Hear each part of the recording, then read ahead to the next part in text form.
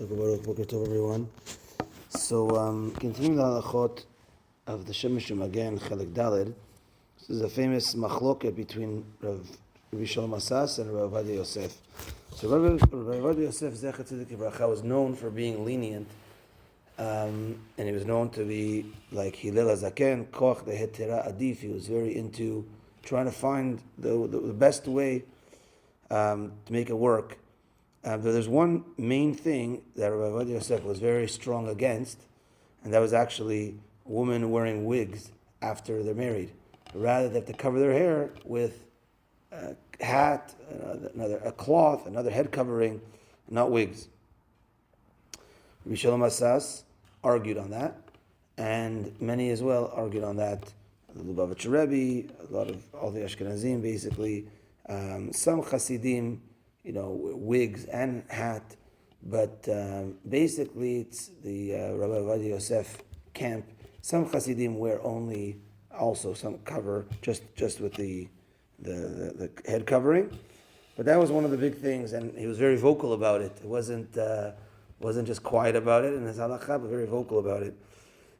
It goes back to a source in the Gemara, Masechet Shabbat, that talks about what they call it pe'ah nochrit, a wig, a non-Jewish wig. That's what it was titled.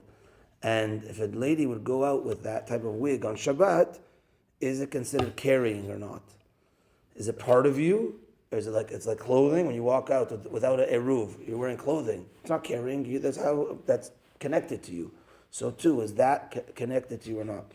So there's a debate about that. And then when the Ben Ish Chai quotes it, Rabbi Ovadia Yosef writes, well, it must be that we're also talking about that they're wearing a hat on top of the wig. And Rabbi Shalom Asas says that's not the case. And it gets into many more details. And there's poskim this way and poskim this way. But it does seem that majority of the poskim are on the lenient side. But Rabbi Ovadia Yosef, again, was very strict.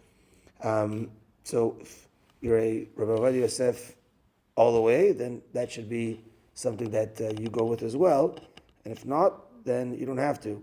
And also, sometimes Shalom Bayit plays into this as well. Let's say a husband wants, I want my wife not to, to wear a wig, and the wife says, no, I don't want to wear a wig.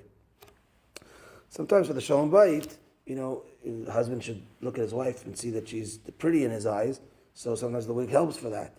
I know that on the Gerut Bedin, Rabbi Loi Shlita, if a woman says, I want to just wear a scarf, he would say, no, it's a good thing to wear a wig so that your husband, finds favor in your eyes, or whatever.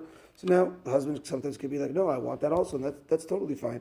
I mean, my in-laws, my father-in-law, for 120 years is a very big Rabbi Ovadia Yosef all the way. My mother-in-law doesn't wear a wig, but her two daughters do wear a wig. Right, so it depends how it goes, but there's definitely enough on both sides. Rabbi Shalom Asas says there's a concept when it comes to tzniut, because it's also in the laws of tzniut. I mean, covering the hair is mideoraita, and we learn it from the Sotah that it says when she's about to drink that they take off her head covering. They try to embarrass her so that she admits that she sinned, so that she doesn't have to drink and then die. But so they try to convince her, and one of the things they do is they take off her head covering. So we see in the Torah that a married woman has to have a head covering. So, but a lot of the laws of tzniut, it's what's called dat Yehudit, that basically what Jewish women are wearing and covering to be called tzniut.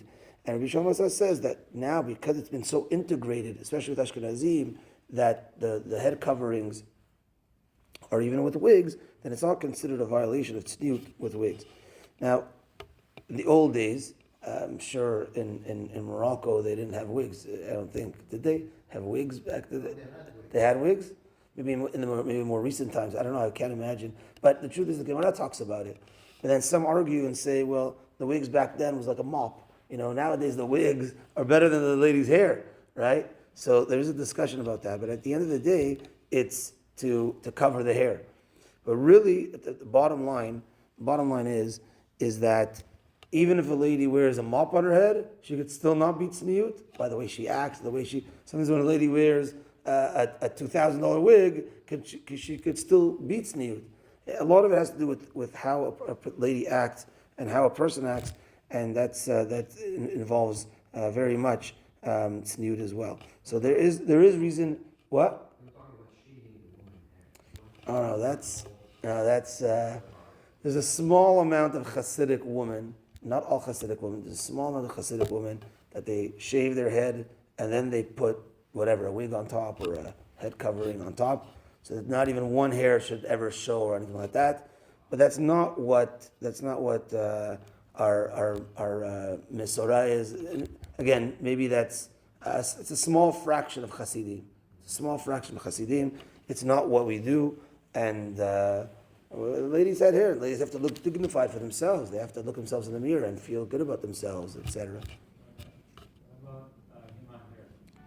Human hair? What about human hair? So there's a discussion about human hair. There's the discussion, the Pri Megadim writes that a lady can even use her own hair. Let's say she grows her hair, cuts it, and makes a wig out of her own hair. She can even use that. So it doesn't seem like there is a... there was a discussion, I remember when I was in yeshiva, a big discussion that a lot of these hair came from India, and when they would cut the hair to make wigs, it wasn't just cutting, they would do avodah zarah, bow down and cut the hair for the offering, and then take that thing and make wigs out of it.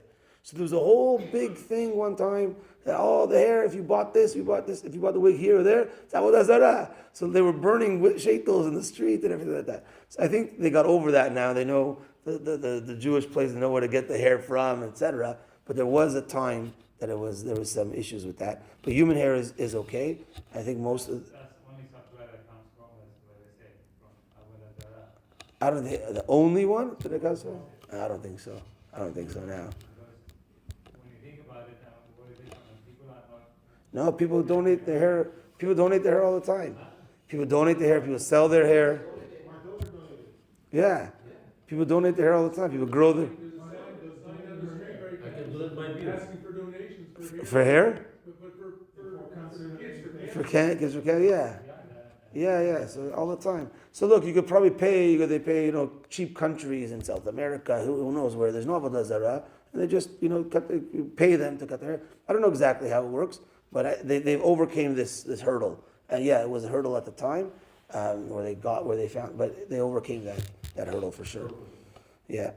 Okay, that's that for today. Minichat tonight at 4:25 and Gemara Shiur at 8:30. Have a good day, everyone.